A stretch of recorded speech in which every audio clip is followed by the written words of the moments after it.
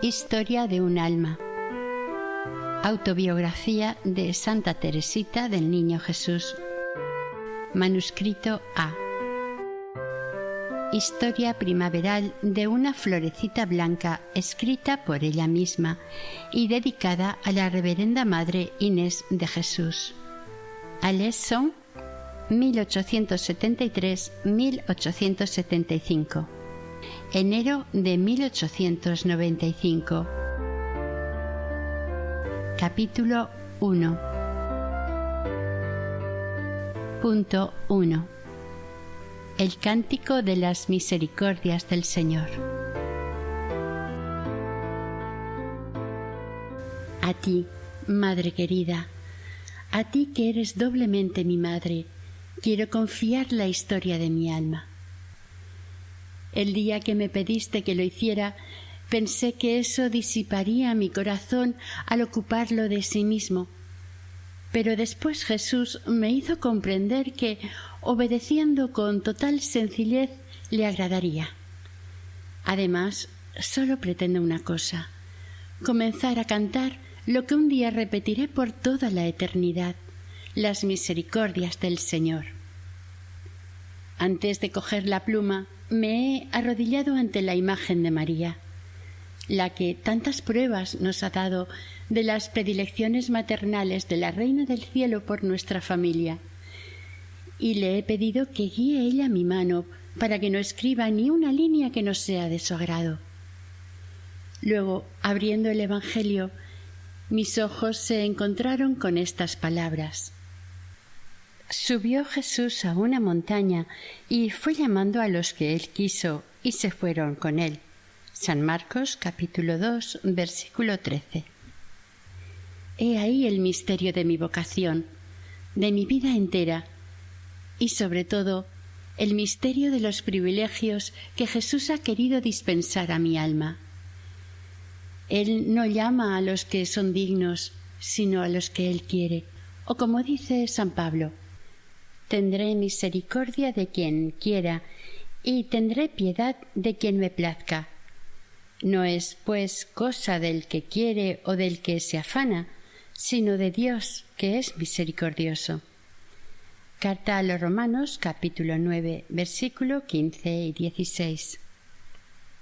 Durante mucho tiempo me he preguntado por qué tenía Dios preferencias. ¿Por qué no recibían todas las almas las gracias en igual medida? Me extrañaba verle prodigar favores extraordinarios a los santos que le habían ofendido, como San Pablo o San Agustín, a los que forzaba, por así decirlo, a recibir sus gracias. Y cuando leía la vida de aquellos santos a los que el Señor quiso acariciar desde la cuna hasta el sepulcro, retirando de su camino todos los obstáculos que pudieran impedirles elevarse hacia Él, y previniendo a esas almas con tales favores que no pudiesen empañar el brillo inmaculado de su vestidura bautismal. Me preguntaba por qué los pobres salvajes, por ejemplo, morían en tan gran número sin haber oído ni tan siquiera pronunciar el nombre de Dios. Jesús ha querido darme luz acerca de este misterio.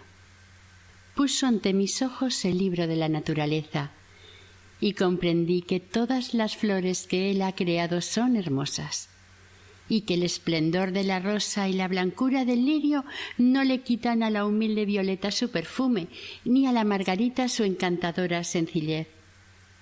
Comprendí que si todas las flores quisieran ser rosas, la naturaleza perdería su gala primaveral, y los campos ya no se verían esmaltados de florecillas.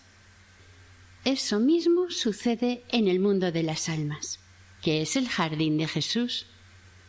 Él ha querido crear grandes santos, que pueden compararse a los lirios y a las rosas, pero ha creado también otros más pequeños, y éstos han de conformarse con ser margaritas o violetas, destinadas a recrear los ojos de Dios cuando mira a sus pies. La perfección consiste en hacer su voluntad, en ser lo que Él quiere que seamos. Comprendí también que el amor de nuestro Señor se revela lo mismo en el alma más sencilla, que no opone resistencia alguna a su gracia, que en el alma más sublime.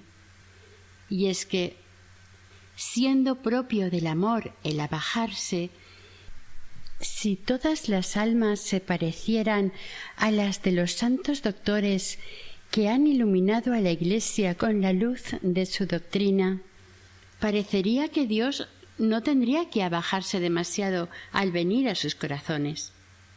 Pero Él ha criado al niño que no sabe nada y que sólo deja oír débiles gemidos, y ha criado al pobre salvaje que sólo tiene para guiarse la ley natural.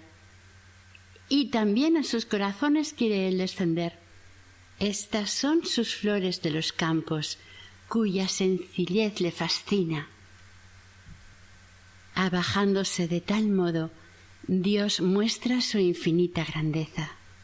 Así como el sol ilumina a la vez a los cedros y a cada florecilla, como si sólo ella existiese en la tierra, del mismo modo se ocupa también nuestro Señor de cada alma personalmente, como si no hubiera más que ella. Y así como en la naturaleza todas las estaciones están ordenadas de tal modo que en el momento preciso se abra hasta la más humilde margarita, de la misma manera todo está ordenado al bien de cada alma. Seguramente, madre querida, te estés preguntando extrañada a dónde quiero ir a parar. Pues hasta ahora nada he dicho que se parezca a la historia de mi vida. Pero has pedido que escribiera lo que me viniera al pensamiento, sin trabas de ninguna clase. Así que lo que voy a escribir no es mi vida propiamente dicha, sino mis pensamientos acerca de las gracias que Dios se ha dignado concederme. Me encuentro en un momento de mi existencia en el que puedo echar una mirada hacia el pasado. Mi alma ha madurado en el crisol de las pruebas exteriores e interiores. Ahora, como la flor fortalecida por la tormenta, levanto la cabeza y veo que en mí se hacen realidad las palabras del Salmo 22. El Señor es mi pastor, nada me falta. En verdes praderas me hace recostar, me conduce hacia fuentes tranquilas y repara mis fuerzas. Aunque camine por cañadas oscuras, ningún mal temeré, porque tú, Señor, vas conmigo. Conmigo el Señor ha sido siempre compasivo y misericordioso, lento a la ira y rico en clemencia. Por eso, Madre, vengo feliz a cantar a tu lado las misericordias del Señor. Para ti sola voy a escribir la historia de la florecita cortada por Jesús. Por eso te hablaré con confianza total, sin preocuparme ni del estilo ni de las numerosas digresiones que pueda hacer. Un corazón de madre comprende siempre a su hijo, aun cuando no sepa más que balbucear. Por eso estoy segura de que voy a ser comprendida y hasta adivinada por ti, que modelaste mi corazón y que se lo ofreciste a Jesús. Me parece que si una florecilla pudiera hablar, diría simplemente lo que Dios ha hecho por ella, sin tratar de ocultar los regalos que Él le ha hecho. No diría, so pretexto de falsa humildad, que es fea y sin perfume, que el sol le ha robado su esplendor y que las tormentas han tronchado su tallo, cuando está íntimamente convencida de todo lo contrario. La flor que va a contar su historia se alegra de poder pregonar las delicadezas totalmente gratuitas de Jesús. Reconoce que en ella no había nada capaz de atraer sus miradas divinas y que sólo su misericordia ha obrado todo lo bueno que hay en ella. Él la hizo nacer en una tierra santa e impregnada toda ella como de un perfume virginal. Él hizo que la precedieran 8 lirios deslumbrantes de blancura. Él, en su amor, quiso preservar a su florecita del aliento envenenado del mundo, y apenas empezaba a entreabrirse su corola, este divino Salvador la trasplantó a la montaña del Carmelo, donde 2 lirios que la habían rodeado de cariño y acunado dulcemente en la primavera de su vida, expandían ya su suave perfume. 7 años han pasado desde que la florecilla echó raíces en el jardín del esposo de las vírgenes, y ahora 3 lirios, contándola a ella, cimbrean allí sus corolas perfumadas. Un poco más lejos, otro lirio se está abriendo bajo la mirada de Jesús, y los 2 tallos benditos de los que brotaron estas flores están ya reunidos para siempre en la patria celestial.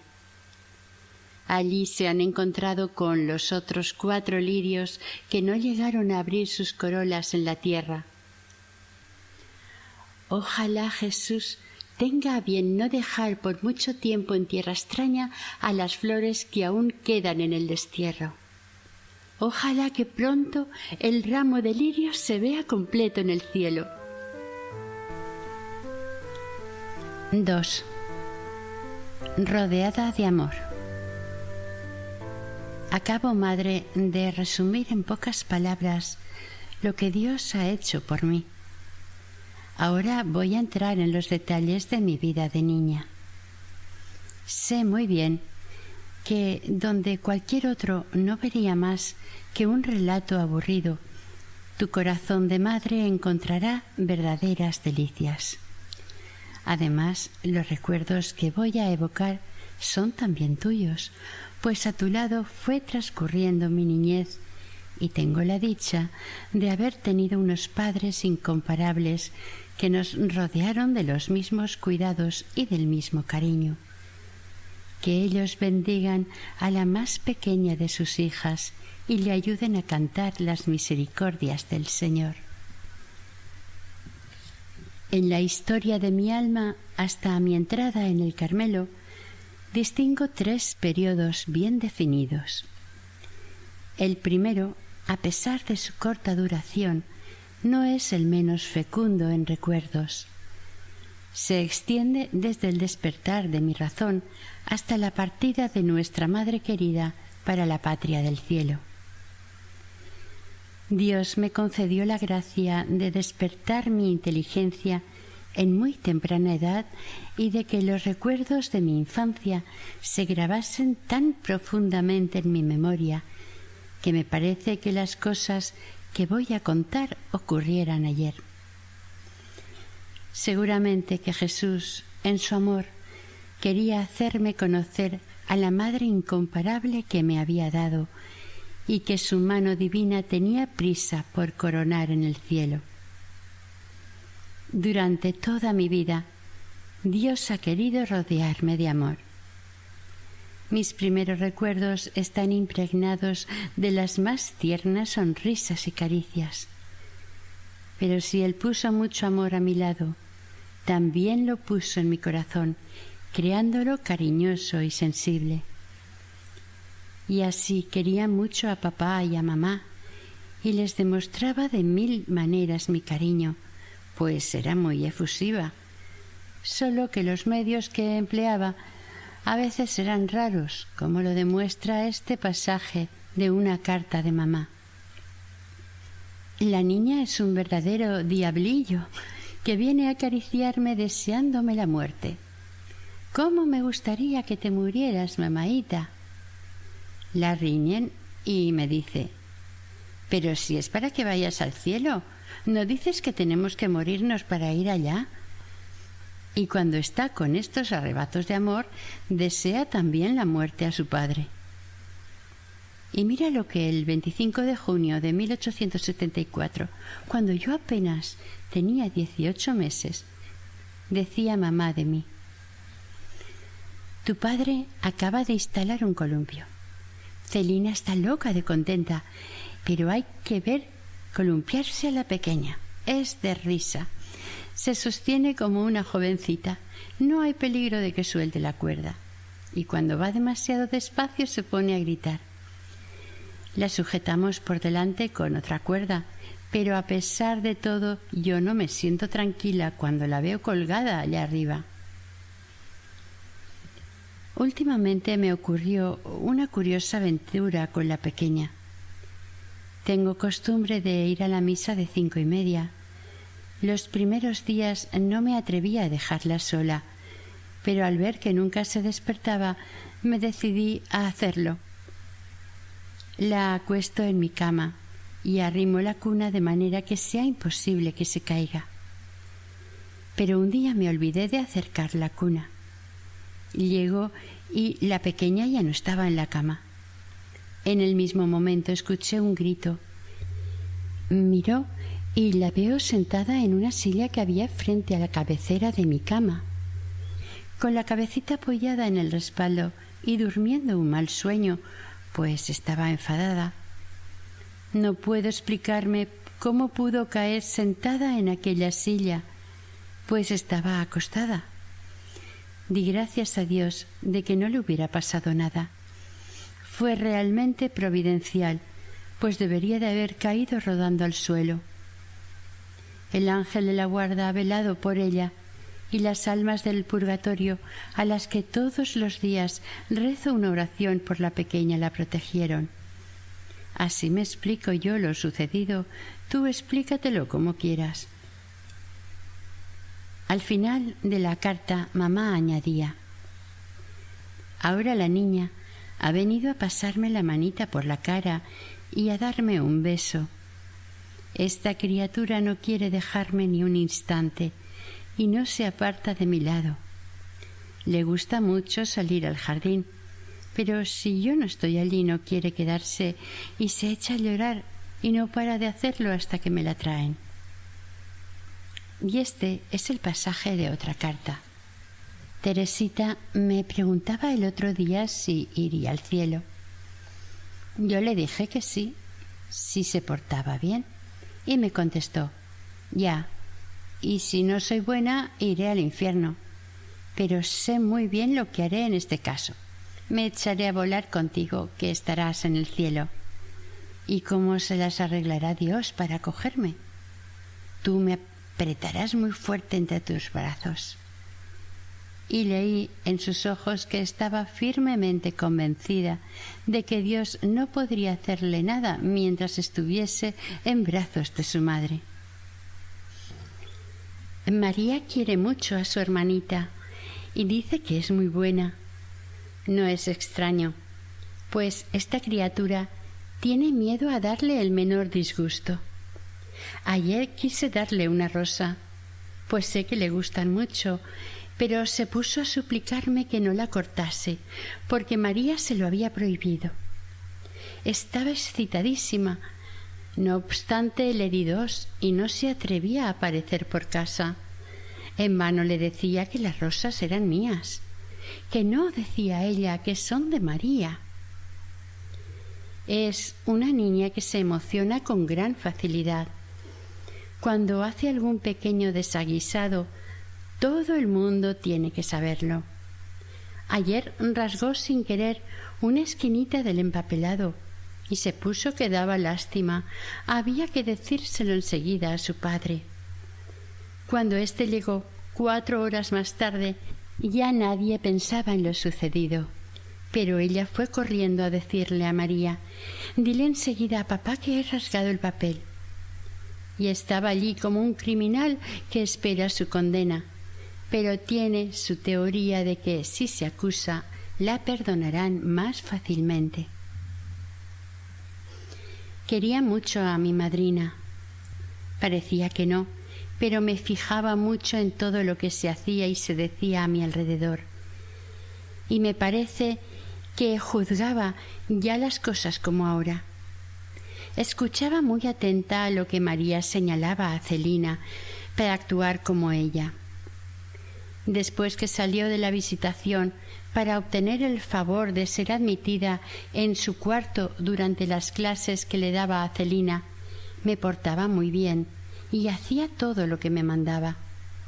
Por eso me colmaban de regalos que, pese a su escaso valor, me hacían mucha ilusión.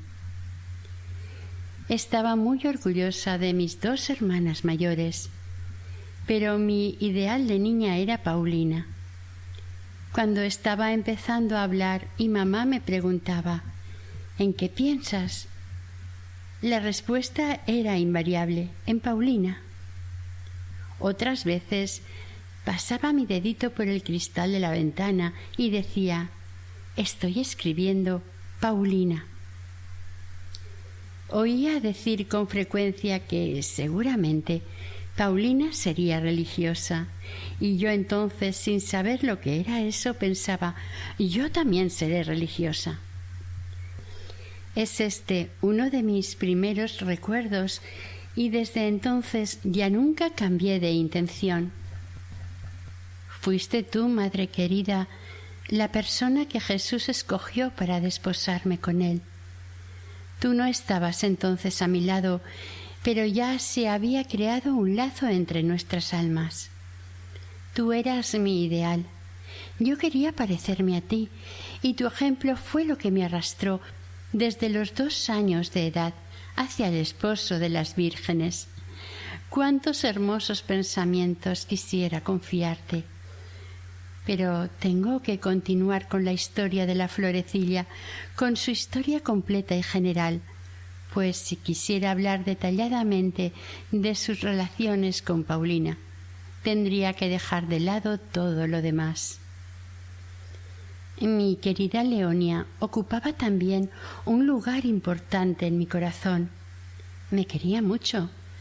Por las tardes, cuando toda la familia salía a dar un paseo, era ella quien me cuidaba. Aún me parece estar escuchando las lindas tonadas que me cantaba para dormirme. Buscaba la forma de contentarme en todo, por eso me habría dolido mucho darle algún disgusto. Me acuerdo muy bien de su primera comunión, sobre todo del momento en que me cogió en brazos para hacerme entrar con ella en la casa rectoral. Me parecía tan bonito ser llevada en brazos por una hermana mayor, toda vestida de blanco como yo. Por la noche me acostaron temprano, pues yo era muy pequeña para quedarme al solemne banquete. Pero aún estoy viendo a papá trayéndole a los postres a su reinecita unos trozos de tarta. Al día siguiente, o pocos días después, fuimos con mamá a casa de la compañerita de Leonia.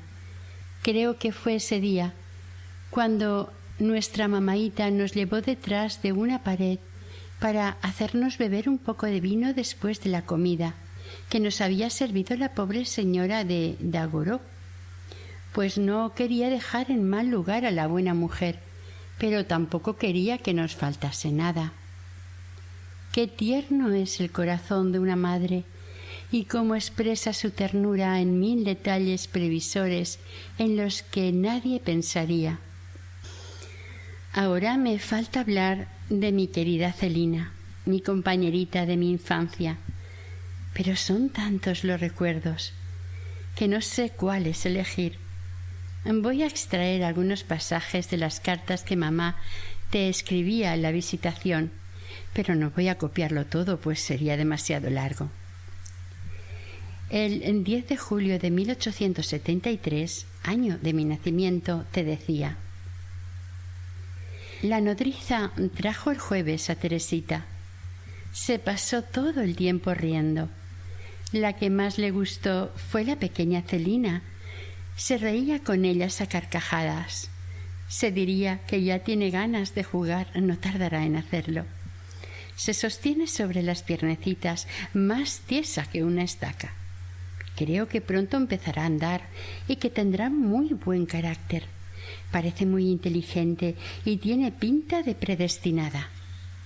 Pero cuando mostré mi cariño a mi querida Celinita, fue sobre todo después de dejar a mi nodriza. Nos entendíamos muy bien, solo que yo era mucho más vivaracha y mucho menos ingenua que ella. Aunque tenía 3 años y medio menos, me parecía que fuésemos de la misma edad.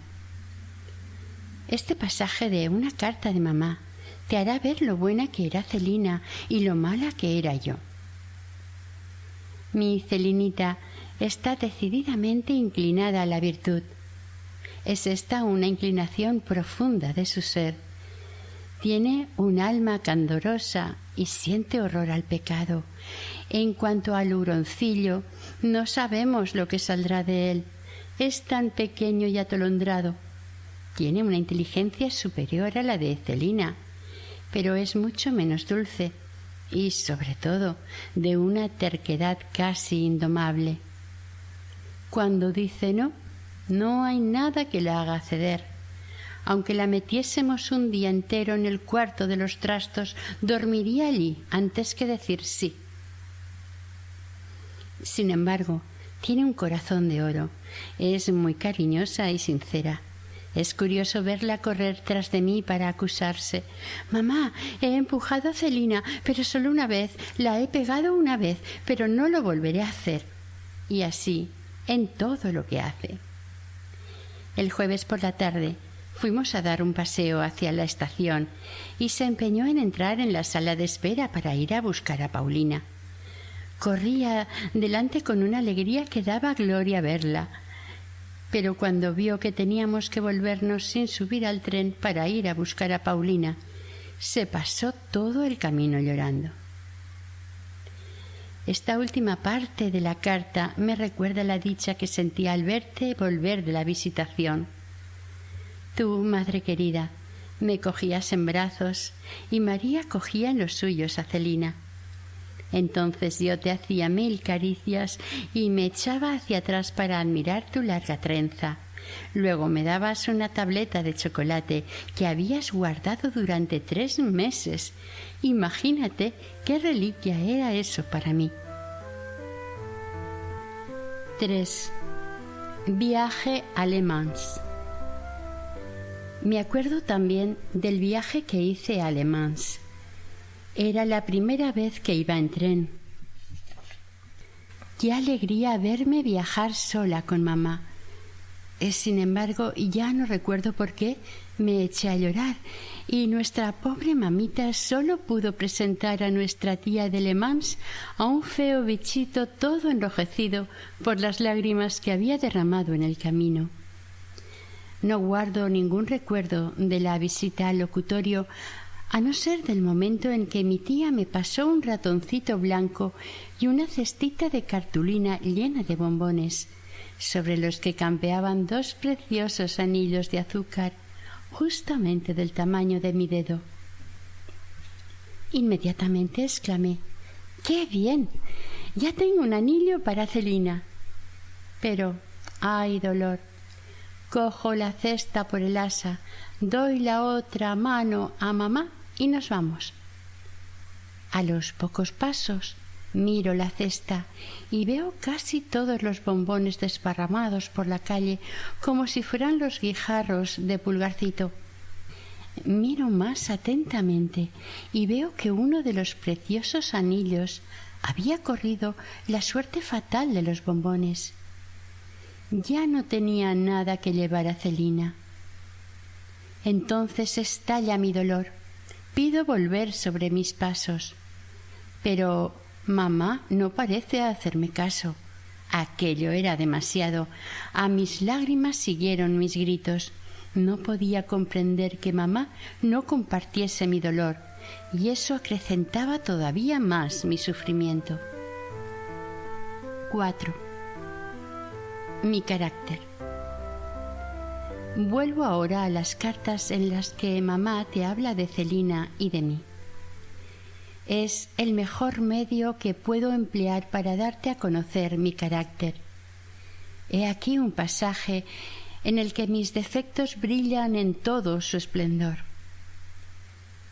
Celina está entretenida con la pequeña jugando a los dados y riñen de vez en cuando. Celina cede para añadir una perla a su corona. Yo me veo obligada a reprender a esta pobre niña que coge unas rabietas terribles cuando las cosas no salen a su gusto y se revuelca por el suelo como una desesperada pensando que todo está perdido. Hay momentos en que es más fuerte que ella y se le corta la respiración. Es una niña muy nerviosa. De todas maneras, es un encanto y muy inteligente y se acuerda de todo. Ya ves, madre mía, qué lejos estaba yo de ser una niña sin defectos. Ni siquiera se podía decir de mí que fuese buena cuando estaba dormida, pues de noche era todavía más revoltosa que de día. Mandaba a paseo todas las mantas y, dormida y todo, me daba golpes contra los largueros de mi camita. El dolor me despertaba y entonces decía: «Mamá, me he golpeado». Nuestra pobre mamita se veía obligada a levantarse y comprobaba que, en efecto, tenía chichones en la frente y me había golpeado. Me tapaba bien y volvía a acostarse. Pero al cabo de un momento yo ya volví a golpearme. De suerte que se vieron obligados a atarme en la cama. Todas las noches la pequeña Celina venía a anudar las incontables cuerdas destinadas a evitar que el diablillo se golpease y despertara a su mamá. Esta medida dio buen resultado y desde entonces ya fui buena mientras dormía. Tenía también otro defecto, estando despierta, del que mamá no habla en sus cartas, que era un gran amor propio. No voy a darte más que 2 ejemplos para no alargar demasiado mi narración. Un día me dijo mamá: «Teresita, si besas el suelo te doy 5 céntimos». 5 céntimos eran para mí toda una fortuna, y para ganarlos no tenía que bajar demasiado de mi altura, pues mi exigua estatura no me separaba muchos palmos del suelo. Sin embargo, mi orgullo se rebeló a la sola idea de besar el suelo, y poniéndome muy tiesa, le dije a mamá: «No, mamaita, prefiero quedarme sin los 5 céntimos». En otra ocasión teníamos que ir a Grogny a visitar a la señora de Monnier. Mamá le dijo a María que me pusiese el precioso vestido azul celeste adornado de encajes, pero que no me dejara los brazos al aire para que el sol no me los tostase. Yo me dejé, con la indiferencia propia de las niñas de mi edad, pero interiormente pensaba que habría estado mucho más bonita con los bracitos al aire.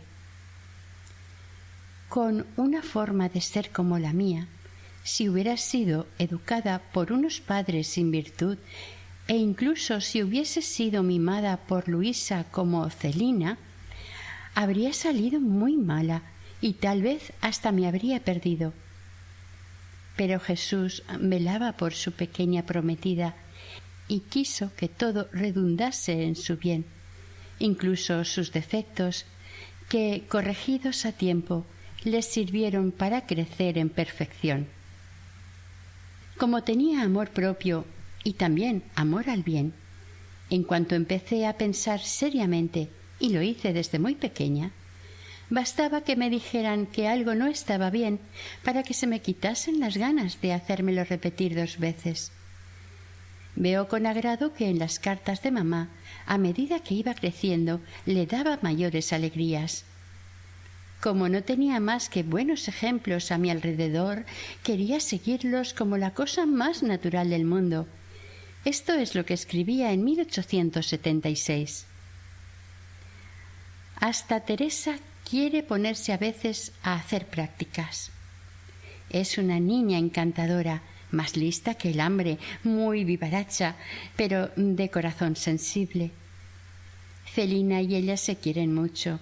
Se bastan solas para entretenerse. Todos los días, en cuanto acaban de comer, Celina va a buscar su gallo y atrapa al primer golpe la gallina de Teresa. Yo no consigo hacerlo, pero ella es tan hábil que la coge a la primera.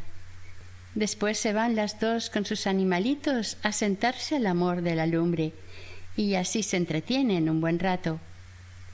La gallina y el gallo me los había regalado Rosita, y yo le di el gallo a Celina. El otro día Celina durmió conmigo y Teresa se acostó en el segundo piso, en la cama de Celina. Había pedido a Luisa que la bajase abajo para vestirla, y cuando Luisa subió a buscarla, encontró la cama vacía. Teresa había oído a Celina y había bajado con ella. Luisa le dijo: «O sea, que no quieres bajar a vestirte». «No, Luisa, no. Nosotras somos como las dos gallinitas, que no pueden separarse». Al decir esto, se abrazan y se estrechaban la una contra la otra.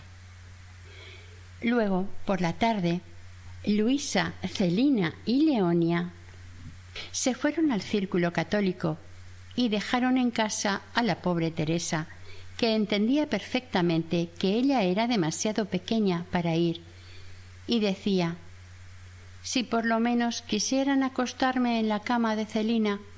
Pero no quisieron. Ella no dijo nada y se quedó sola con su lamparita. Al cuarto de hora estaba ya profundamente dormida. Otro día mamá escribía también: «Celina y Teresa son inseparables. No es fácil ver a las dos niñas que se quieran tanto. Cuando María viene a buscar a Celina para la clase, la pobre Teresa se queda hecha un mar de lágrimas. ¡Ay, qué va a ser de ella si se va su amiguita!». María se compadece y se la lleva también, y la pobre criatura se pasa 2 o 3 horas sentada en una silla. Le dan unas cuentas para que las ensarte o algún trapo para qué cosa. No se atreve a rebullir y lanza con frecuencia profundos suspiros. Cuando se le desenhebra la aguja, intenta volver a enhebrarla, y es curioso verla cuando no lo consigue y sin atreverse a molestar a María. Pronto se ven 2 gruesas lágrimas correr por sus mejillas. María la consuela inmediatamente y le vuelve a enhebrar la aguja, y el pobre angelito sonríe a través de sus lágrimas. Recuerdo, en efecto, que no podía vivir sin Celina, y que prefería levantarme de la mesa sin terminar el postre a no irme tras ella. En cuanto se levantaba, me volvía en mi silla alta, pidiendo que me bajasen, y nos íbamos las 2 juntas a jugar. A veces nos íbamos con la hija de gobernador, lo cual me gustaba mucho a causa del parque y de los preciosos juguetes que nos enseñaba. Pero, más que nada, iba allí por complacer a Celina, ya que prefería quedarme en nuestro jardincito raspando las tapias, pues quitábamos todas las brillantes lentejuelas que había en ellas, y luego íbamos a vendérsela a papá, que nos la compraba muy en serio. Los domingos, como yo era muy pequeña para ir a las funciones religiosas, mamá se quedaba a cuidarme. Yo me portaba muy bien y andaba de puntillas mientras duraba la misa, pero en cuanto veía abrirse la puerta, se producía una explosión de alegría sin igual. Me precipitaba al encuentro de mi preciosa hermanita, que llegaba adornada como una capilla, y le decía: «Celina, dame enseguida pan bendito». A veces no lo traía, porque había llegado demasiado tarde. ¿Qué hacer entonces? Yo no podía pasarme sin él, era mi misa. Pronto encontré la solución. ¿No tienes pan bendito? Pues hazlo. Dicho y hecho. Celina cogía una silla, abría la alacena, cogía el pan, cortaba una rebanada y rezaba muy seria un Ave María sobre él. Luego me lo ofrecía, y yo, después de hacer con él la señal de la cruz, Lo comía con gran devoción, encontrándole exactamente el mismo gusto que el del pan bendito. Con frecuencia hacíamos juntas conferencias espirituales. He aquí un ejemplo que entresaco de las cartas de mamá. Nuestras dos queridas pequeñas, Celina y Teresa, son ángeles de bendición. Tienen una naturaleza verdaderamente angelical. Teresa constituye la alegría y la felicidad de María y su gloria. Es increíble lo orgullosa que está de ella. La verdad es que tiene salidas de lo más sorprendentes para su edad y le da 100 vueltas a Celina, que tiene el doble de años. El otro día decía a Celina: ¿cómo puede estar Dios en una hostia tan pequeña? Y la pequeña contestó: pues no es tan extraño, porque Dios es todopoderoso. ¿Y qué quiere decir todopoderoso? Pues que hace todo lo que quiere. 5. Yo lo escojo todo. Un día Leonia, creyéndose ya demasiado mayor para jugar a las muñecas, vino a nuestro encuentro con una cesta llena de vestiditos y de preciosos retazos para hacer más. Encima de todo venía acostada su muñeca.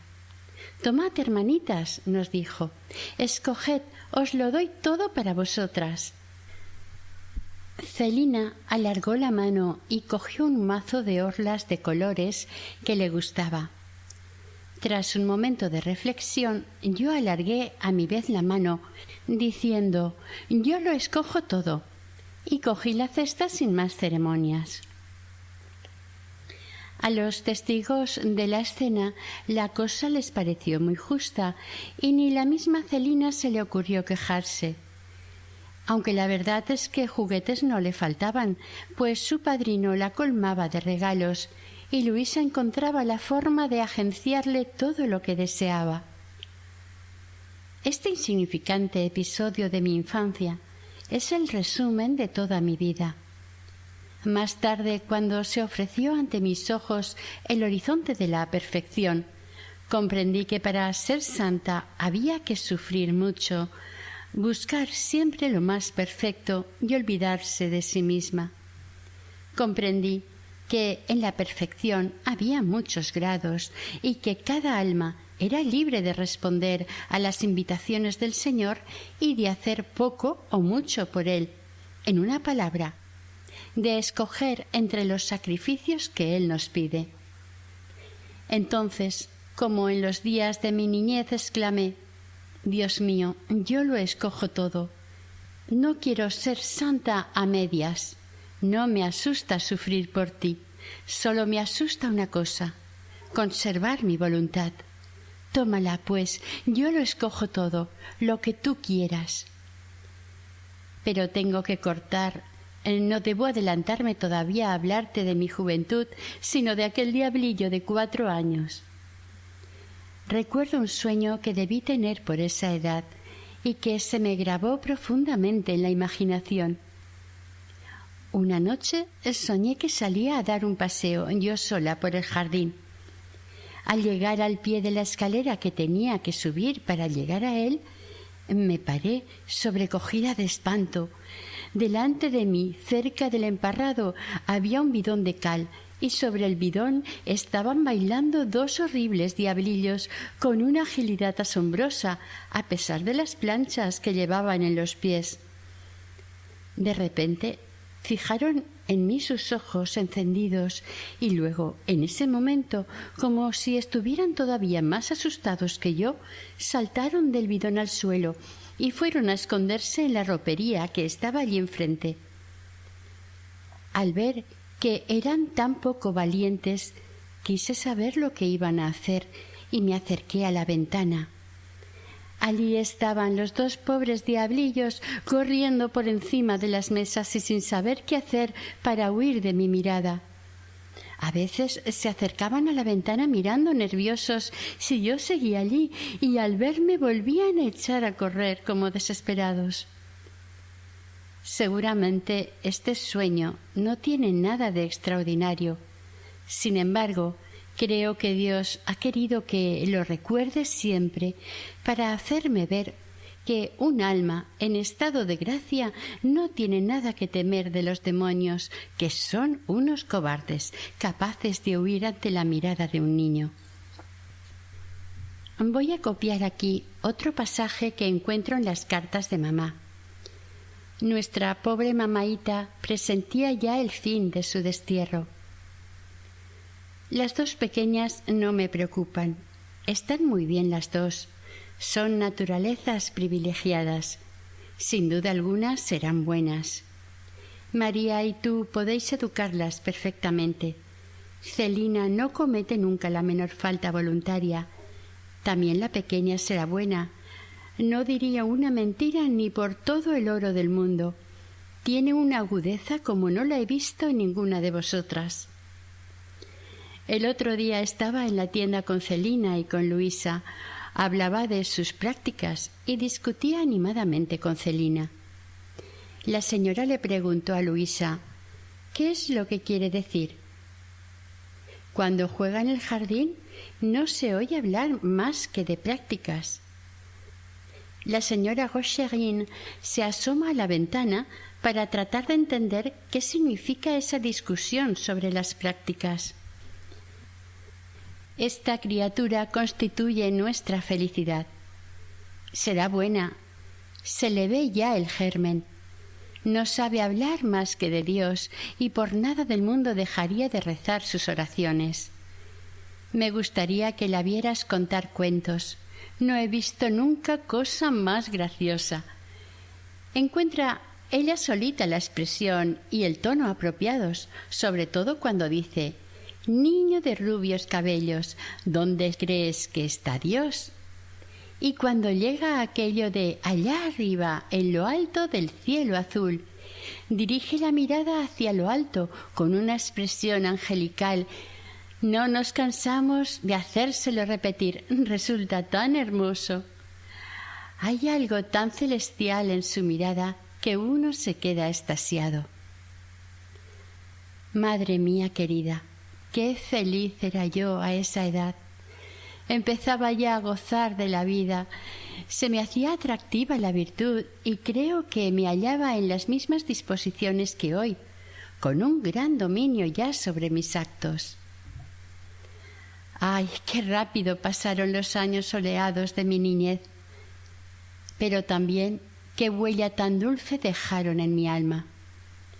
Recuerdo ilusionada los días en que papá nos llevaba al pabellón. Hasta los más pequeños detalles se me grabaron en el corazón. Recuerdo, sobre todo, los paseos del domingo en los que siempre nos acompañaba mamá. Aún siento en mi interior las profundas y poéticas impresiones que nacían en mi alma a la vista de los campos de trigo esmaltados de acianos y de flores silvestres. Me gustaban ya los amplios horizontes, el espacio y los gigantescos abetos, cuyas ramas tocaban el suelo, dejaban en mi alma una impresión parecida a la que siento hoy todavía a la vista de la naturaleza. Con frecuencia, durante esos largos paseos, nos encontrábamos con algún pobre y Teresita era siempre la encargada de llevarles la limosna, cosa que le encantaba. Pero a menudo también, pareciéndole a papá que el camino era demasiado largo para su reinecita, la llevaba a casa antes que a las demás, muy a su pesar. Y entonces, para consolarla, Celina llenaba de margaritas su linda cestita y a la vuelta se las daba. Pero ¡ay! La pobre abuelita pensaba que su nieta tenía demasiadas y cogía una buena parte de ellas para su virgen. Esto no le gustaba a Teresita, pero se guardaba muy bien de decir nada, pues había adquirido la buena costumbre de no quejarse nunca. Incluso cuando le quitaban lo que era suyo o cuando la acusaban injustamente, Prefería callarse y no excusarse, lo cual no era mérito suyo, sino virtud natural. Qué lástima que esta buena disposición se haya desvanecido. Sí, verdaderamente, todo me sonreía en la tierra. Encontraba flores a cada paso que daba, y mi carácter alegre contribuía también a hacerme agradable la vida. Pero un nuevo período se iba a abrir para mi alma. Tenía que pasar por el crisol de la prueba y sufrir desde mi infancia para poder ofrecerme mucho antes a Jesús. Igual que las flores de la primavera comienzan a germinar bajo la nieve y se abren a los primeros rayos del sol, así también la florecita cuyos recuerdos estoy escribiendo tuvo que pasar también por el invierno de la tribulación.